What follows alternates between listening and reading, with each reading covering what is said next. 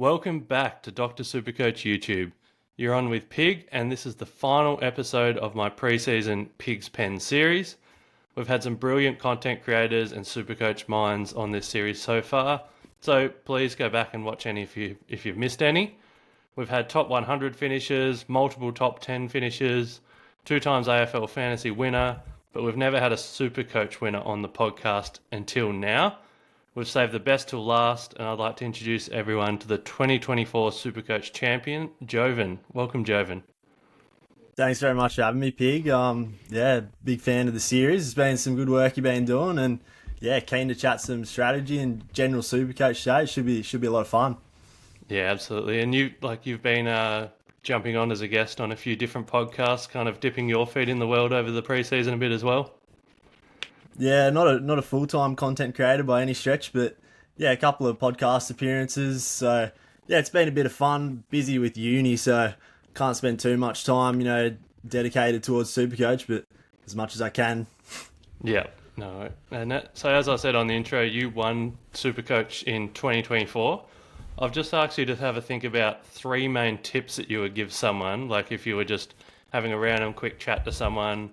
What would be like 3 philosophies or 3 main tips that you give to someone that you think would help make them go really well at Supercoach? Well, I reckon first of all, like a big tip would be watch as much footy and consume as much content as you can. Like you're not going to get by if you're just like half-hearted, not really that passionate about it. I think anyone that goes as well as they can in Supercoach up the top of the rankings, they're watching a lot of footy. And I think Supercoach is awesome because it makes you watch a lot of footy as well.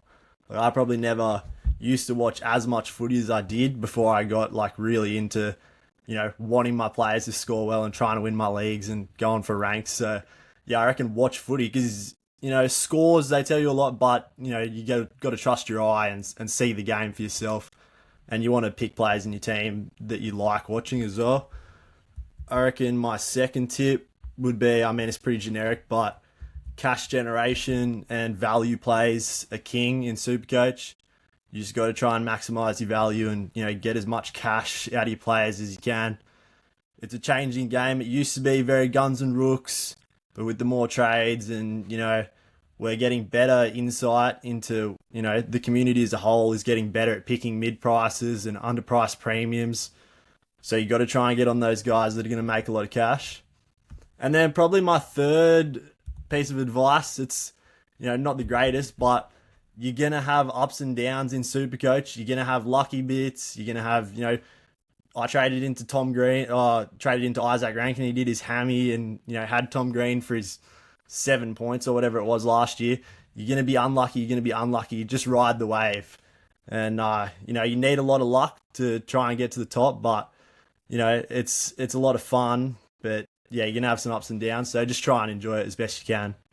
I think that third one's a really important point because some of us, me included, get so stressed about our team and our players, and you're watching them and you're getting annoyed at them because they're only on 15 at quarter time, and you kind of, it can impact your mood and your day as well. But at the end of the day, this is a game and we play it to have fun.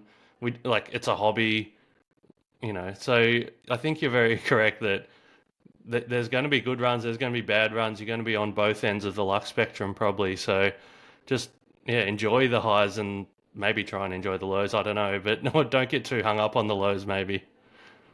It's very difficult when a lot of us put a lot of time into it. You spend all week trying to decide a vice captain or a captain or your trades or your loopholes, and then something out of your control happens. But there's swings and roundabouts in this game. You just got to try and, have as much fun as you can. And, at the end of the day, it is just a game. So, have a positive outlook.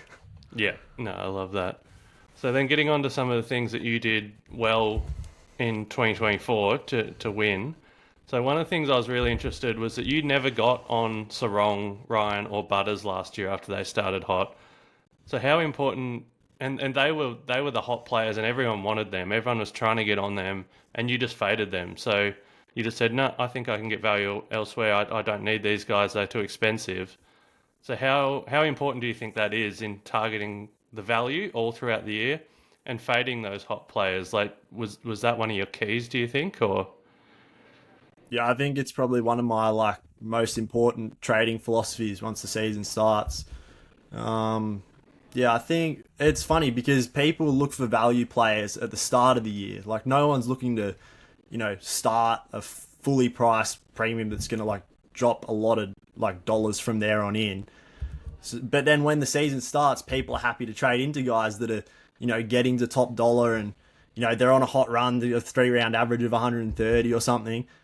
But it's this, I view it as the same as the start of the season. You're looking for upside in players. You're trying to maximize the points you get from the dollars you spend. That's still the aim throughout the whole season. So consider what they're priced at. And if a guy's, going on a gangbusters run, they're probably going to regress to the mean eventually. So you don't have to jump on them. Try and keep improving your team every week. Don't just, bust your bank to try and get on a hot run. yeah, and a lot of people, myself included, did that. And Luke Ryan's an example where people paid 660K for, and because he was averaging 130, he was the best defender in the game. But then the second half of the year, he was quite average and really hurt those people that paid that much for him. So you're right. I think the regressing to the mean and just like think about how many players actually average 130 for a season. It's pretty much no one. So if someone's averaging 130 for even the first half of the season, that means they're probably going to average 105 coming home or something like that. So I think that's a really good point. But I mean, it's really hard to do. Like when you see these players going crazy and you don't have them, you want them. So personally, how do you go about not getting sucked into those guys averaging 130? What do you tell yourself? Yeah, well, I mean, it is hard. I guess I just try and look at like why a score is occurring. Like it's easy to look at scores in isolation and think, wow, okay, this guy's just going awesome.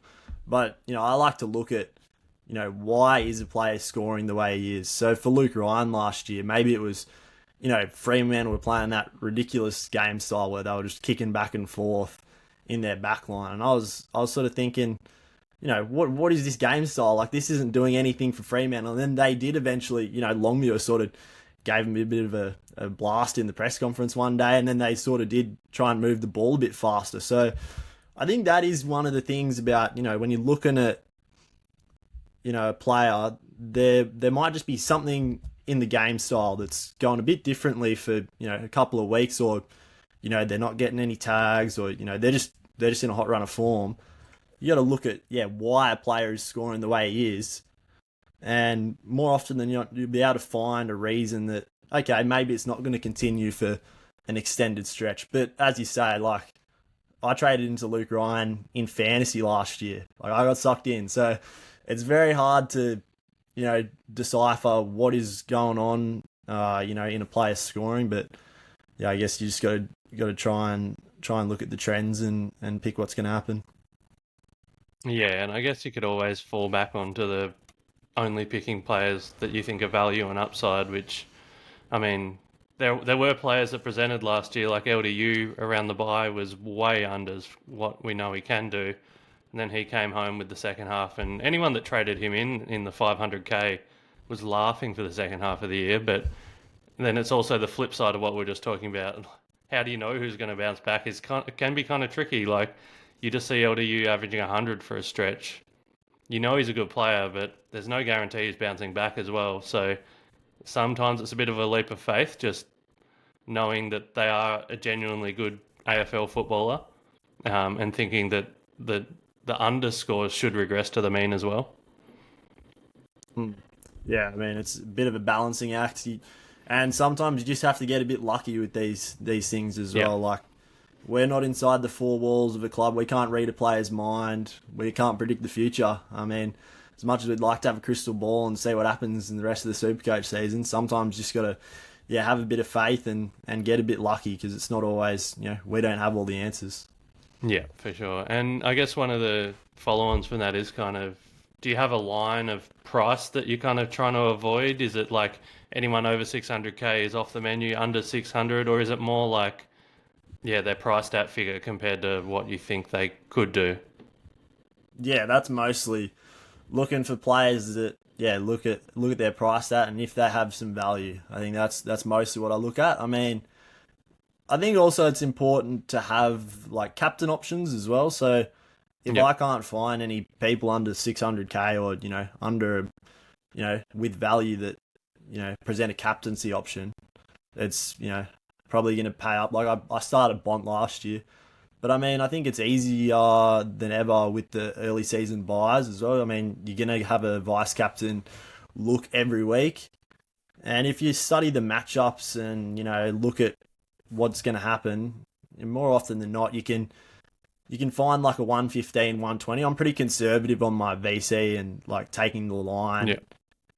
because you want to find, a solid captain. You don't have to hit a crazy captain every week. As long as you're getting a good captain, you'll score well. So Yeah, as long as you're not copying the 70s or the 80s or something. So that, I mean, that is one of the arguments people say about just targeting value all the time is where's your captain coming from. But I do agree with you, and that's we could probably chat about this after one of the next questions as well. But like you said, if you're analysing the fixture and you're targeting the easy matchups, you could have someone like a Jordan Dawson that's not going that well, but then you just give him the VC on that West Coast matchup and he went 150 last year. So there's always going to be those kind of options. It takes a bit of risk and a bit of balls, and then you're not sure if you actually have the good seed to fall back on. But I agree, I'm not as worried about that. But on that note, I guess 600k is kind of a line we can use just because it's a nice round number of,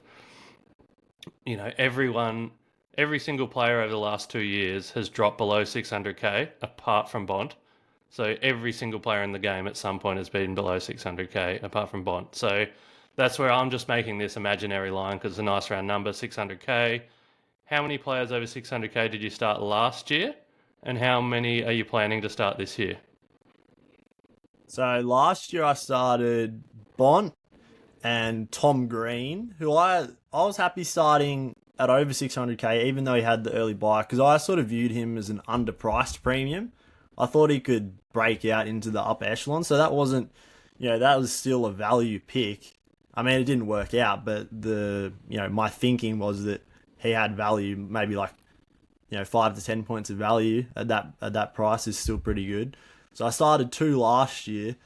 At the moment in my team, I have zero. Like I Yep. had Butters and Bont sort of rolling through M1 for a little bit, but they've both ruled themselves out with injury. So yeah, I've got zero players at 600k. My most expensive, I think, is Andrew Brayshaw at M1.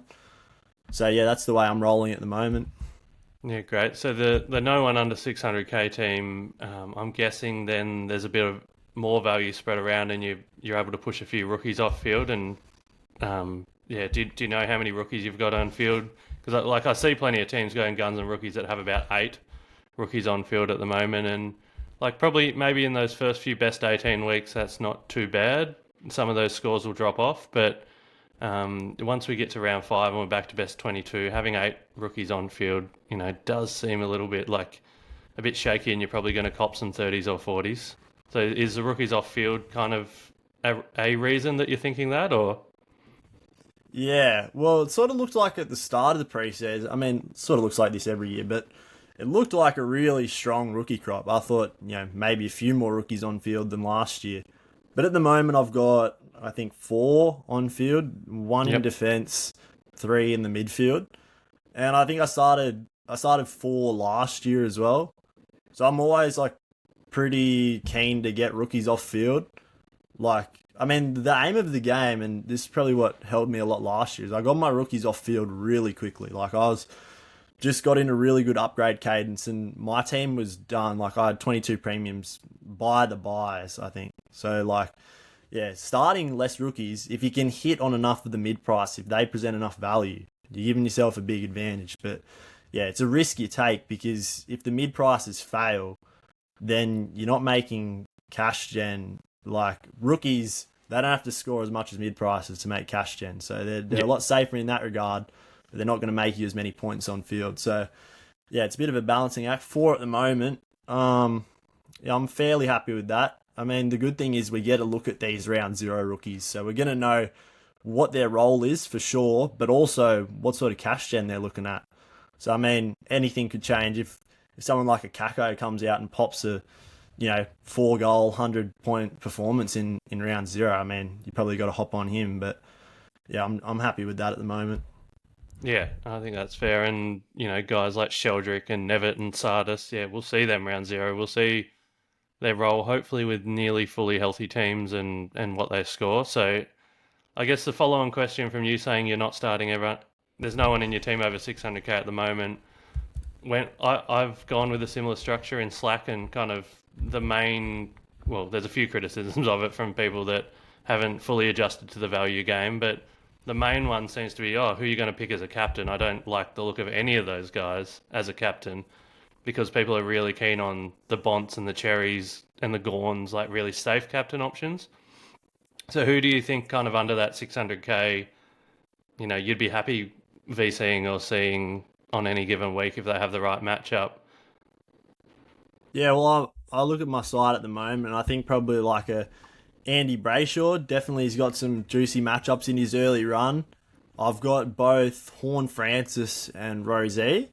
I think if you can pick which one's going to avoid the tag out of those two, like the other one has a ridiculously good run early on. They've got a lot of like easy matchups, so I like both of those guys. Even like a Tom DeConing, if he's playing solo ruck in the right matchup, there's no reason you can't VC or roll into him. Like if he's looking good enough, Yeah.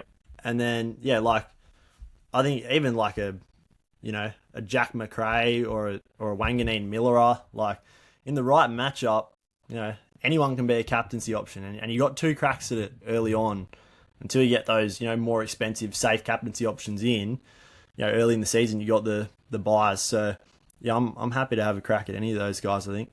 Yeah, look, I fully agree with that. And for anyone that hasn't followed Dr. Supercoach last year, I do Supercoach captaincy recommendations every week on YouTube. So subscribe and follow along if you're not. But one of my things from that is that I do so much research into captains and fixture analysis that I agree. I feel like I could pick a captain every week from people under 600k. So Brayshaw, the Port Boys, Tom DeCone. I've actually gone through and looked at kind of my first five rounds, tried to pick a captain from each one, and I actually think Tom DeConing could be a VC option in 4 out of the first 5 rounds. So he's an option. I'm really considering Nank. I think he's a great option. If people are looking at Dane Zorko, I think he's got a great run and he's a big option. So even Whitfield has a couple of nice matchups. So I think there's plenty there under 600k that you could. I think people will still argue that you need a Bont or a Gawn or a Cherry just to be the safe fallback C, but I'm not too worried about that with 2 cracks at it early buy rounds, like you said, and then by round 5 and 6, you're probably starting your upgrade cadence anyway, and you're probably getting someone in that could be a captain option straight up. So I'm not too worried about the under 600k captains at this stage. So that's probably mine and your counter to the doubters of the no one over 600k. But I mean, it is a risk. It doesn't look great on paper when you're captaining an Andrew Brayshaw and someone else is captaining a Caleb Sarong, I guess.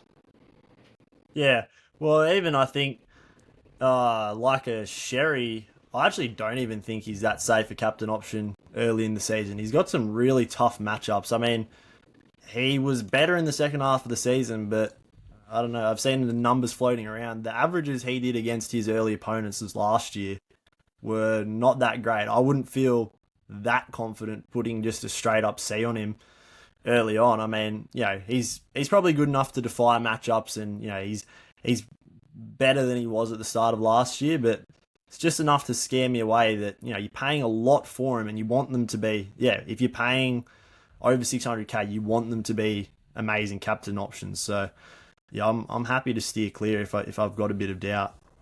Yeah, no, and I agree with that. And Cherry in particular has probably, well, from my maths, the hardest ruck run up until his buy. So he's someone that'll probably drop in cash. And if people are selecting him, well, he's a safe captain option, like you've outlined. Maybe have a second think about that. Maybe he's not. But yeah, it's a risk. It's not for everyone. There's a lot of people that just want to stick a safe C, and that's fine.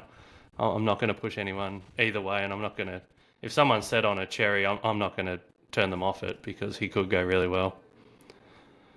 Now, if we move, the next question is this is one that I think people really stuffed up last year, me included, with correctional trades, those round 2 and 3 trades when, AFL fantasy correctional trades are straight up round 1, but with Supercoach players being on the bubble after 2 rounds, correctional trades are more round 2 and 3. So a lot of people used their correctional trades last year to get rid of like a Nick Newman or a Grundy or a Young and potentially wasted a correctional trade when they could have been doing other things to fix up their team.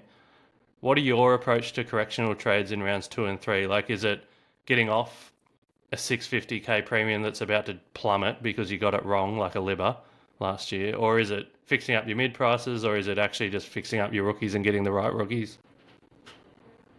Yeah, I reckon the vast majority of your correctional trades should be mid prices and rookies. It's not so much about who you're getting out and more about who you're getting in. You don't want to miss any of the pop players. So last year, I didn't start with Sherry or Heaney. And I was lucky enough that, yeah, prices don't move. So I was able to get on both of them. And, I traded out a Grundy, which, that was good. He wasn't going as well as I thought. I mean, I thought he was still going to be fine.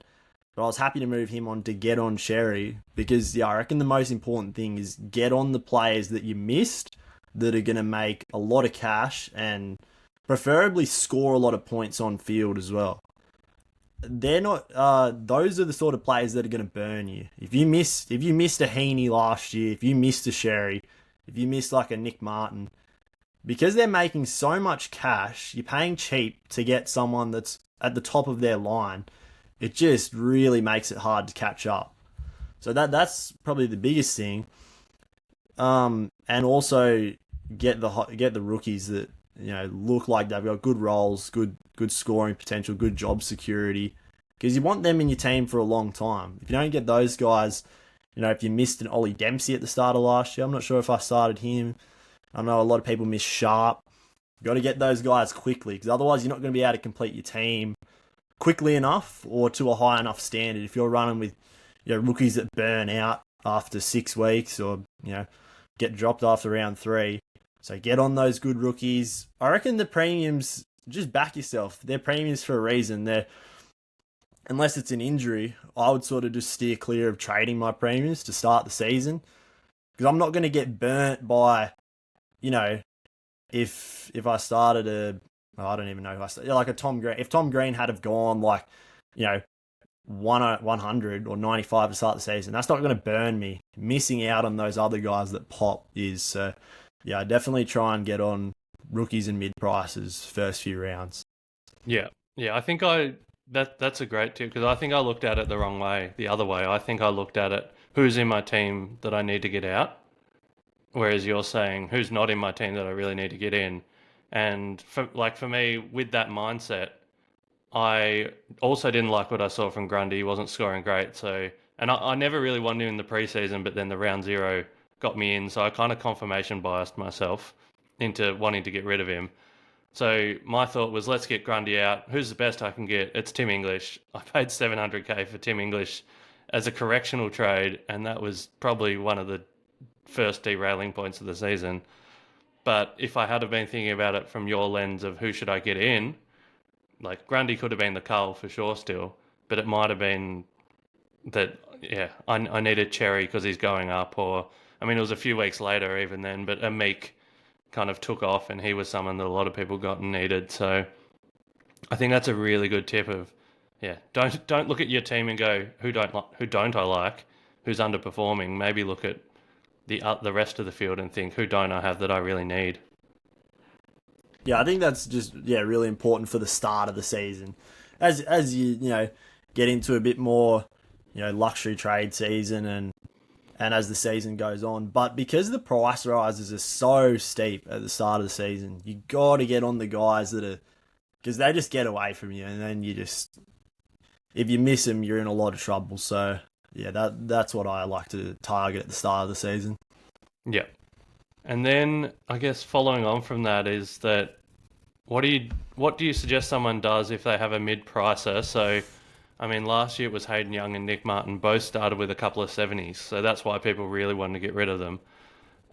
So this year, I mean, it could be a Short, a Peatling, and Ollie Hollands. It could be someone like that kind of mid prices. If they put out 2 or 3 70 scores in a row to start the year, what would you suggest people doing? Is it backing your gut and your preseason research that you picked them for a reason, or is it kind of abandon ship? Or do you have any thoughts if, yeah, let's say Ollie Hollands gives you 370s in a row? Yeah, well, I think you should be prepared to trade your mid prices early in the season. Like, they are a risk. You should view every mid pricer as a risk. You shouldn't be expecting that every mid pricer is going to pay off. I never do. I've failed mid price every year. No matter how good they look, and you think, oh man, this guy's just bulletproof. Like, he'll last till my buys. He could be a keeper. No, they find a way to screw it up. So I think be prepared to trade your mid prices. But I also think don't so much look at the score. Look at how they scored, their role. Were they in bad matchups? Was the flow of the game like, maybe a team kicked 15 goals too, and you guys supposed to be taking the kick-ins. You just got no kick-ins. So I think like that's sort of what happened with Nick Martin last year. Is he had an amazing role, and his scoring wasn't great because he was just butchering the ball.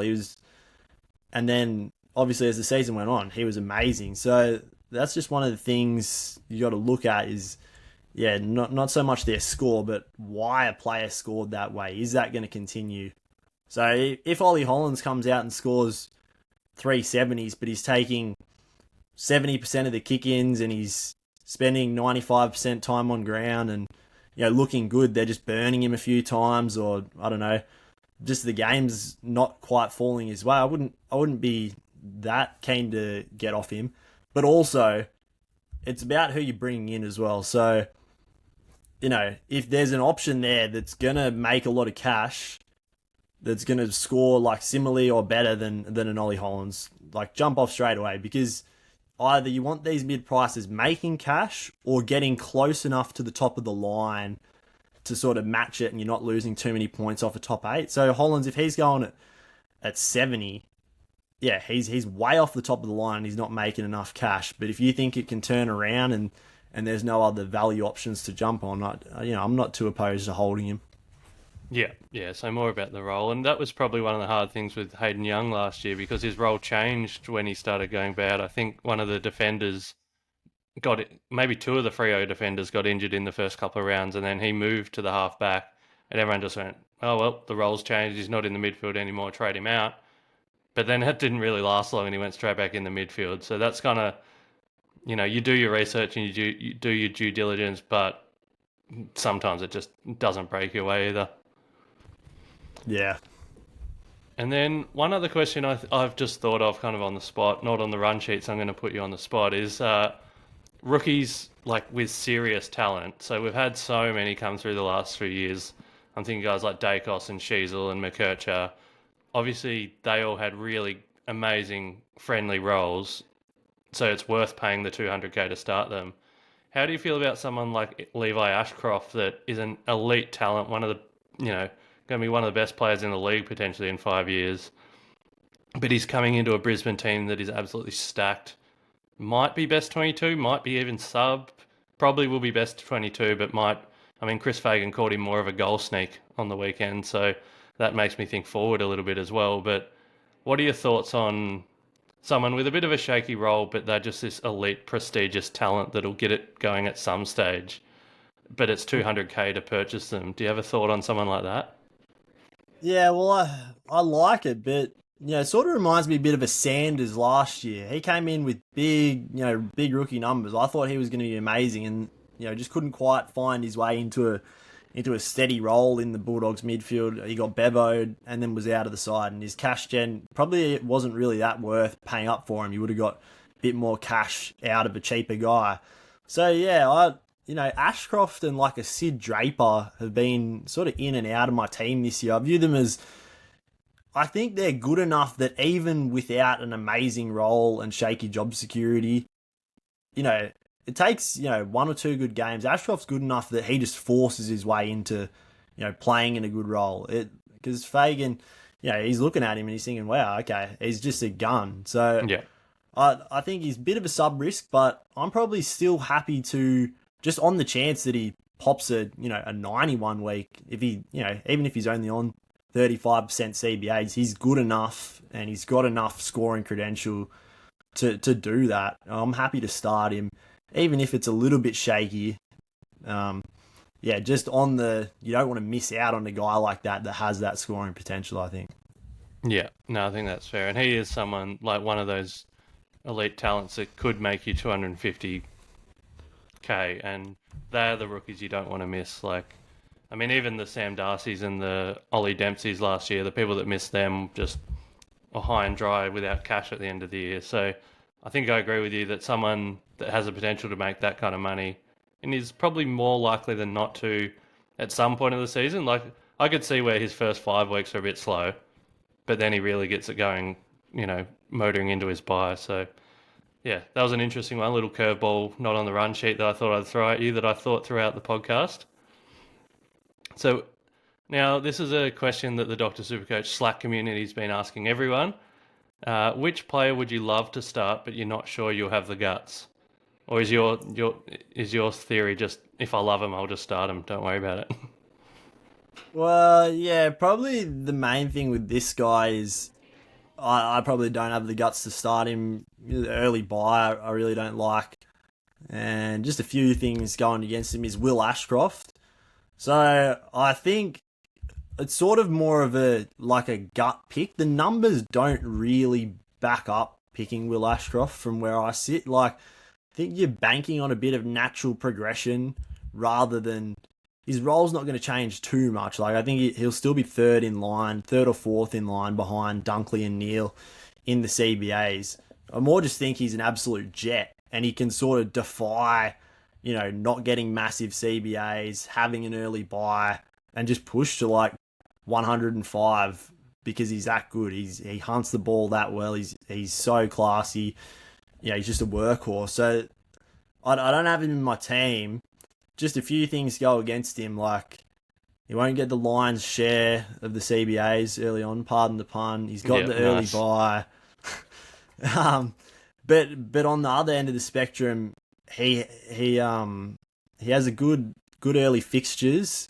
He flew home last year, and you can just sort of see it. Like, there's not many people in the community that wouldn't pick Will Ashcroft to at one point in his career be a top 8 mid. Like, he's got that in him for sure. It's just, whether it's 100% this year and do you do it at that price point and, with the early buy. So I don't have him in my team, but yeah, I would certainly like to. He's one I'll be watching with interest. And, you probably, if you don't start him, you probably don't jump on because he's got the early buy, but yeah, it'll be good to watch, I think.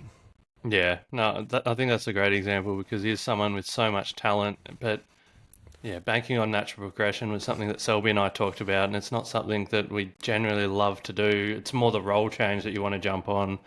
I mean, before he got injured, George Wardlaw was another one where I could see potential upside just from natural progression, but would it be enough to jump on? And I mean, DR's talked about this as well, that there aren't many teams that actually have 3 midfielders average 100 for the year. Like, the Bulldogs do it, not many other teams do it. Brisbane don't do it. So if Neil and Dunkley have kind of got that 110 plus locked up, yeah, banking on Ashcroft to get to 100 might be a bit of a stretch, but he's such an amazing talent that if he did, I wouldn't be shocked.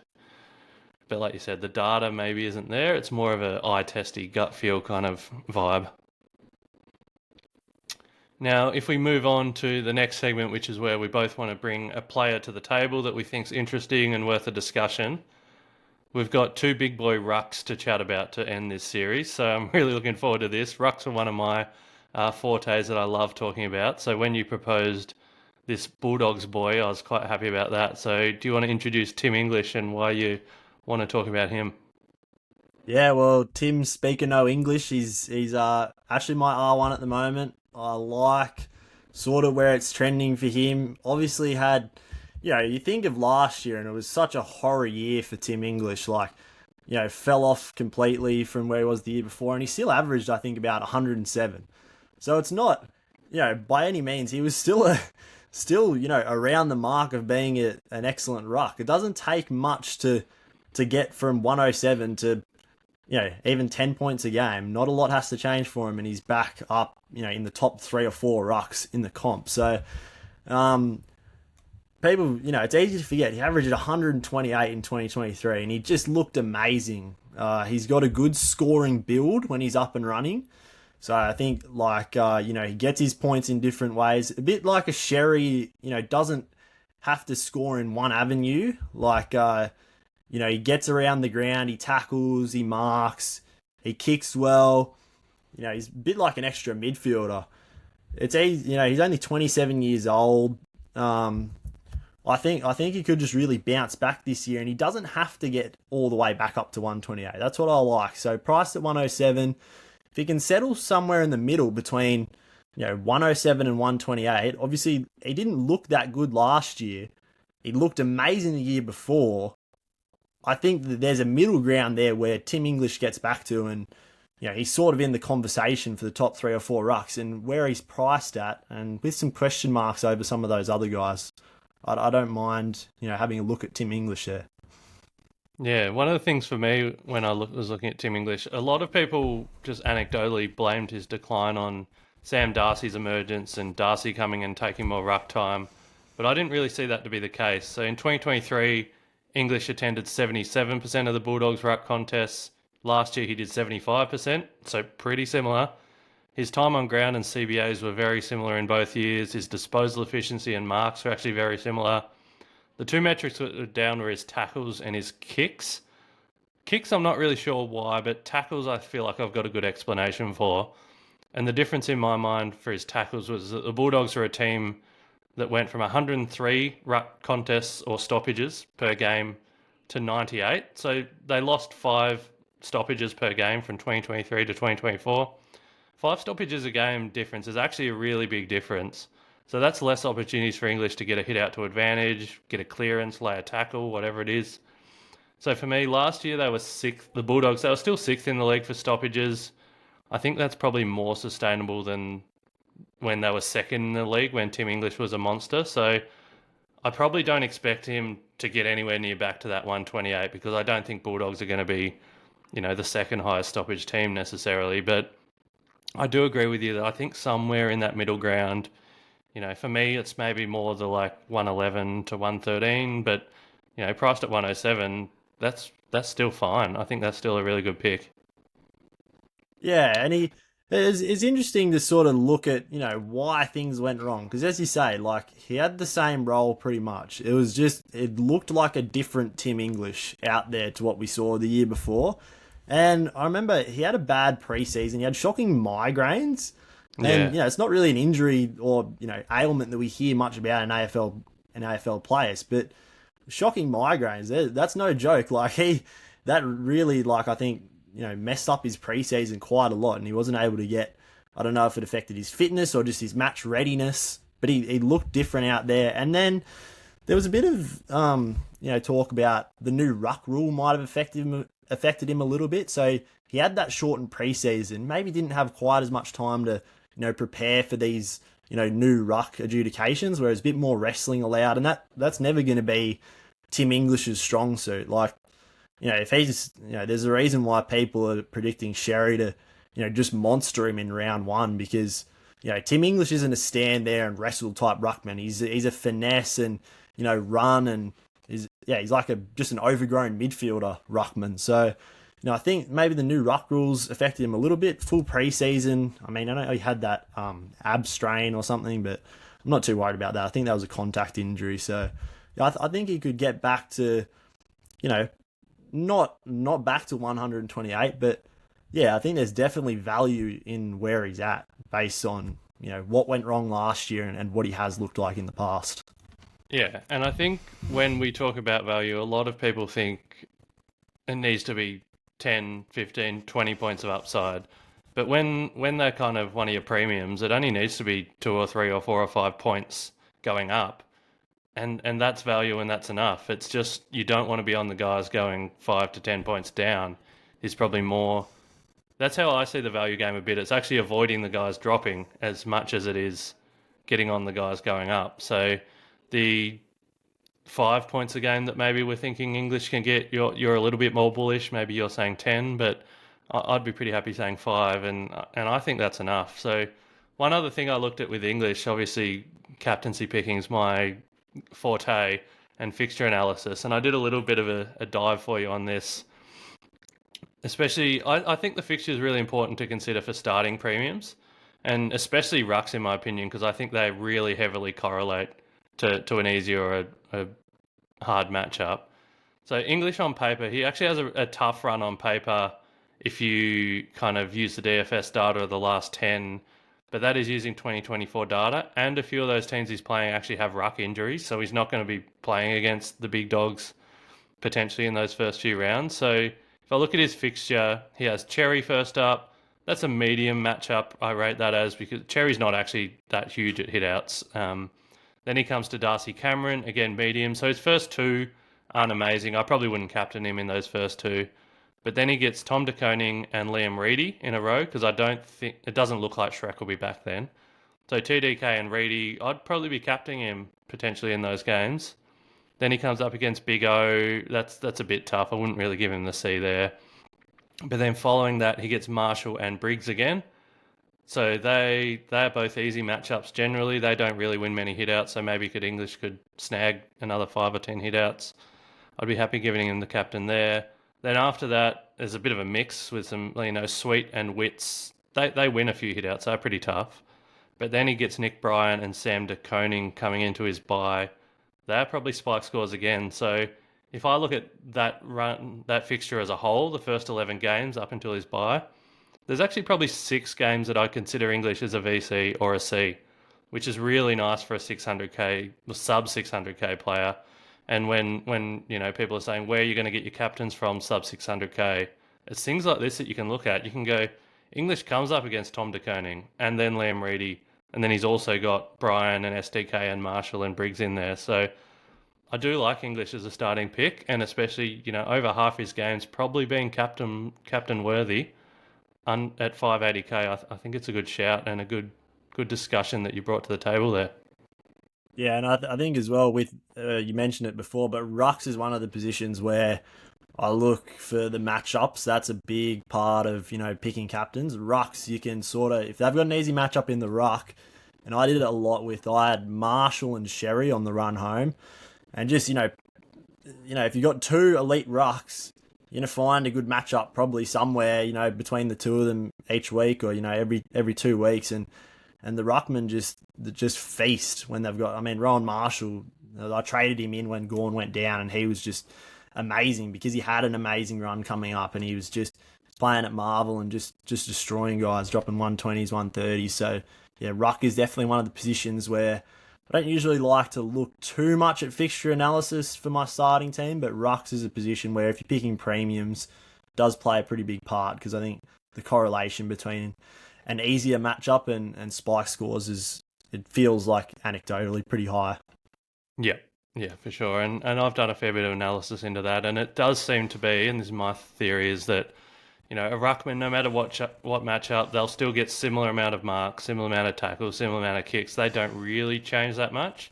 But when the Supercoach rucks have their spike score, it is a big boost in hitouts, is generally where it comes from. And that's so easy to predict, because if they're coming up against a Sam De Koning, or if they're coming up against Jared Witts, there could be 30 hitouts different a ruckman's getting. And 30 hitouts, especially in Supercoach, when a hitout to advantage is potentially worth 5 points, that could be massive. So, yeah, I've gone through there and said, yeah, there's quite a few matchups there. I would captain Tim English, and for 580k, I think that's great. And now, if we kind of segue into another ruck that also is a big captain option. So even before all the injury carnage of the last few weeks, there's only one guy over 600k that absolutely terrifies me to fade. It wasn't Butters, it wasn't Bond, it isn't Cherry, Neil, Sheasel or Sarong. I'm really scared of not starting Max Gawn. So he's a perennial top 5 Supercoach beast. He's got the perfect game of hitouts, tackles, contested possessions, marks, does it all.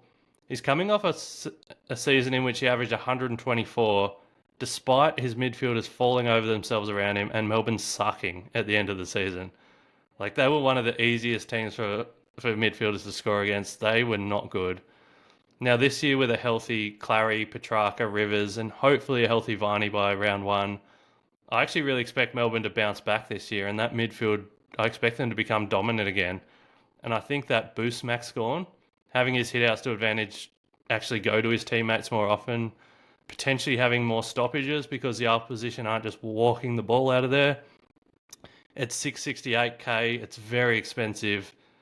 Dare I say, is there some upside in this pick, or am I just scaring myself with a bit of thought here? Yeah, well, I like him. I think he's very safe. Like if you're gonna set and forget any ruckman, I think this year it's Max Gawn. He's a super reliable captaincy option. He barely really has a flaw, and he has a massive ceiling because he does. He's so good in the hitouts, and he gets hitouts to advantage. And if he just gets a game where they bomb it down the line, and he takes 5 contested marks. His score just goes through the roof. So I like him as safety goes. I'm not really that worried about Max Gawn at all. But I don't think there's a lot of value in where he's priced at. Already 124, like it's massive, and he's Yeah.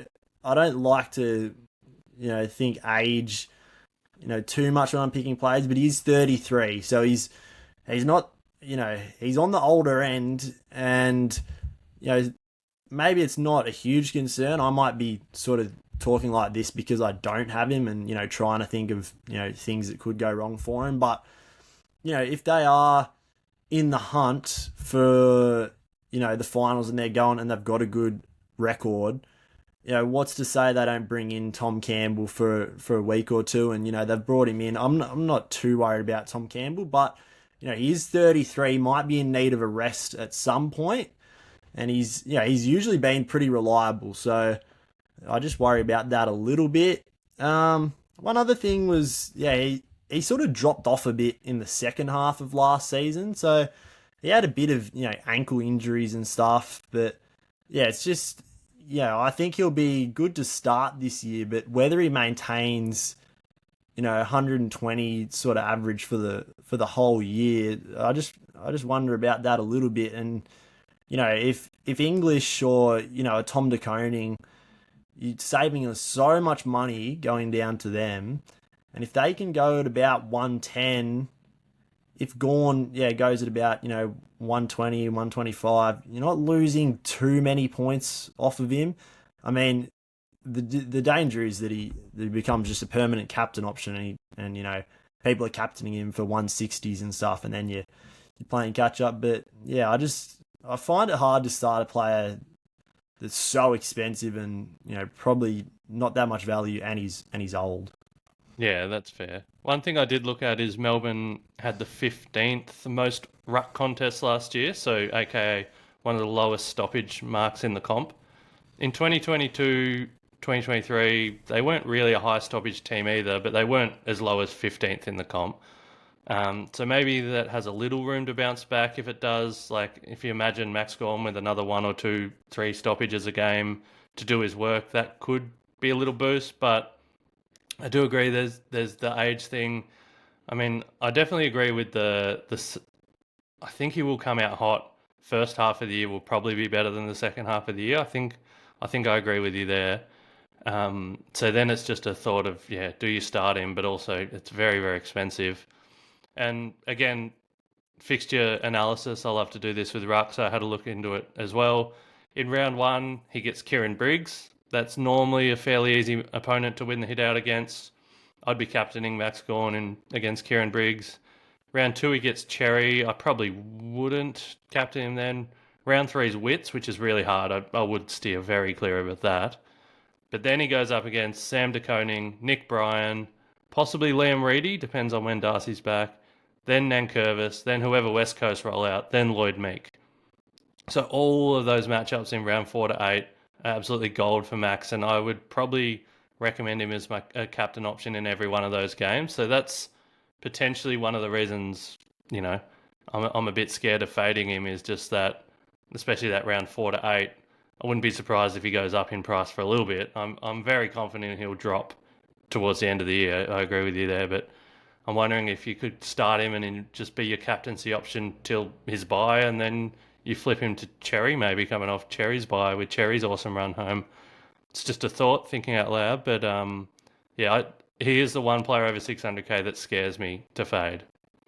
Yeah, I mean, I think there's not going to be, even though he's 33, it's hard to really pick much regression in Max. Like he's going to have the same role, and he's shown that when he has a big share of ruck contests and CBAs throughout his career, ever since he got over his injury issues, really, he's just a monster. Like he scores ridiculously well consistently, and so when you look at him like that, and even an English and a DeConning, there are question marks over those guys. So I wouldn't begrudge anyone for just paying up, and you're gonna sleep a lot easier having Max Gawn not only in your side but just as a captain option a lot throughout the season. He's got an amazing role, amazing scoring potential, and he should just be awesome again. So just not a lot of value at his price, which is what I like to target. But if you're playing a bit differently, no reason not to pick him.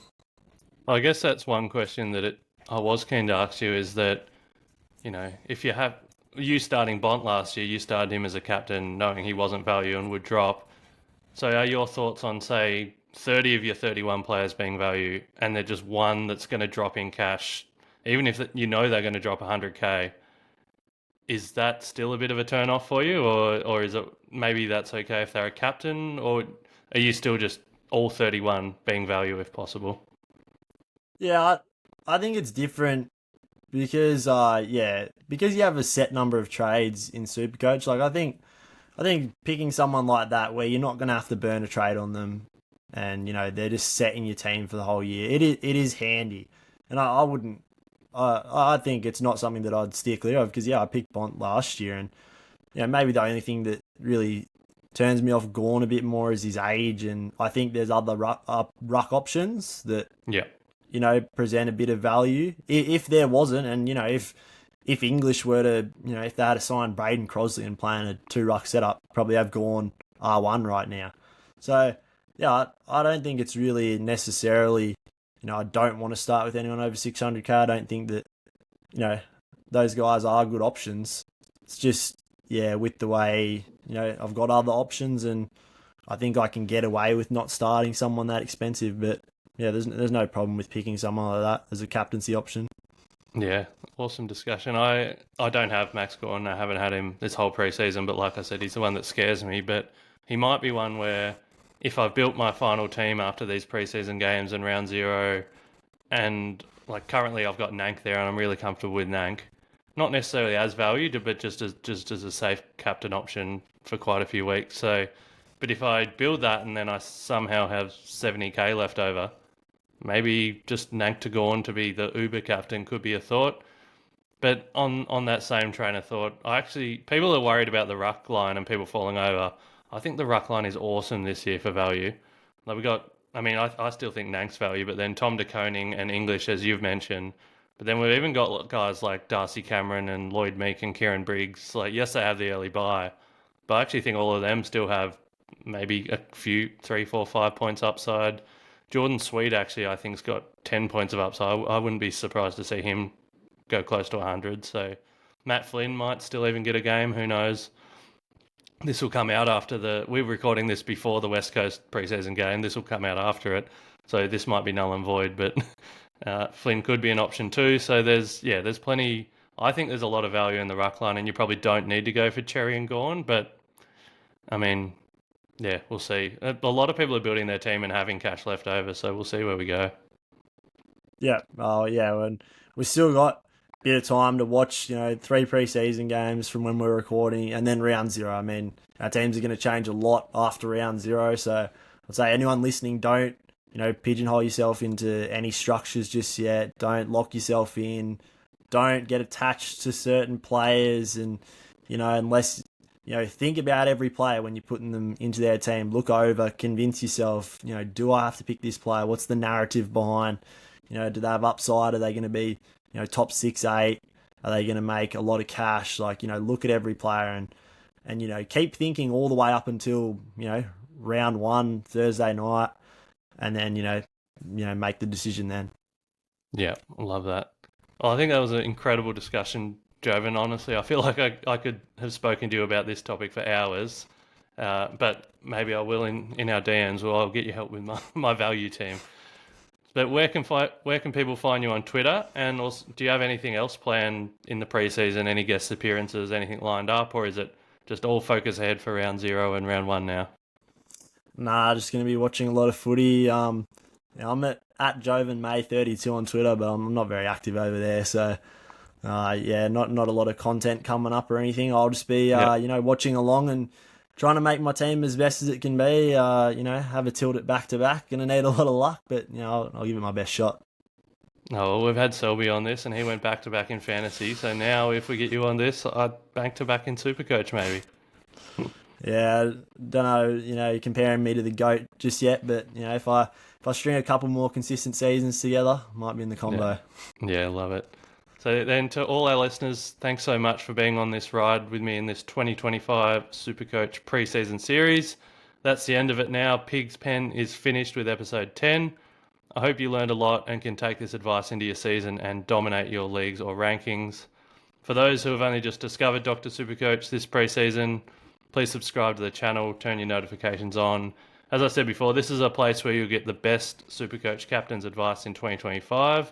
My opinion, sorry to the Janeth, I love giving him shit about that. We always have a good competition about who's got better captains, but I mean, follow us both, listen to us both, but yeah, subscribe here and you'll get the captain recommendations. And for those interested in joining to the Dr. Supercoach Patreon, we do have a Dr. Supercoach Patreon. You can search that up. You can join up and get access to a private Slack group with over 600 like-minded Supercoach nerds and just join the brilliant community we've got set up over there. We've got, a running club, a book club, a Barn Me club, as well as Supercoach. So a lot of great things. But Joven, thanks so much for your time. It's an awesome chat. You've been a popular guest for many this preseason and well deserved after your awesome 2024. I'm looking forward to see you try and go back to back. Thanks very much, Pig. We'll need a lot of luck, but I'll be doing a lot of research and trying my best.